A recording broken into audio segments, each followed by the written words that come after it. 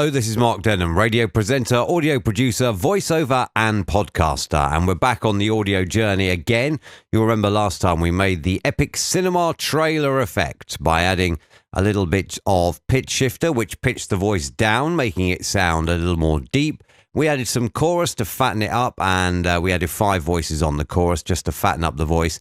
And then a bit of reverb just to add a little bit of added epicness. Today we're having more fun.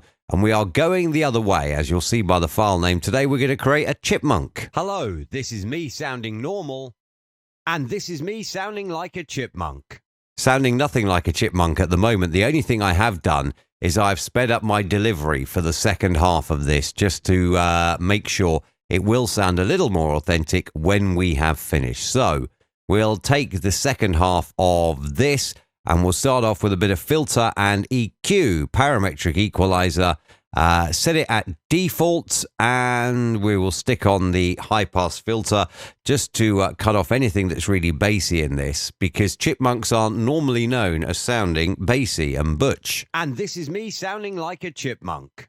That's just made a little bit of difference so far. Then we go back to our friend the pitch shifter, time and pitch shifter, and this time, whereas we went down just a couple last time to get the cinema trailer, this time we're going crazy. We're going all the way up, and all of a sudden you'll see, and this is me sounding like a chipmunk. There we are, sounding a little bit chipmunk-like.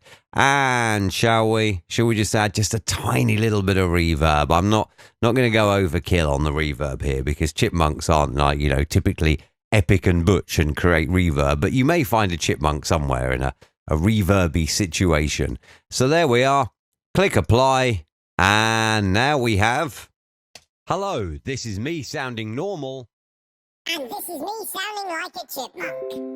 There you go. And thank you, Emma, for commenting on my post. As you can see, notifications popping up. Should have perhaps turned those off. There you go. That one, less than 3 minutes this time to create a chipmunk voice. These are all little things that you can chuck in sometimes, depending on what you're producing. Wouldn't really suggest there'd be much cause for chipmunks in podcasting, but depending on what you are producing with a voiceover, there may or may not be a need. As always, check the website, markdenham.com. The full audio journey blog series is on there. And if there's anything I can do for you in terms of questions, stick them below or contact me via the website. And don't forget, if you do want a DJ drop, podcast intro or anything like that, get in touch via the website and you can order whatever you want there. Make yourself some amazing audio and have fun. Hello, this is me sounding normal, and this is me sounding like a chipmunk.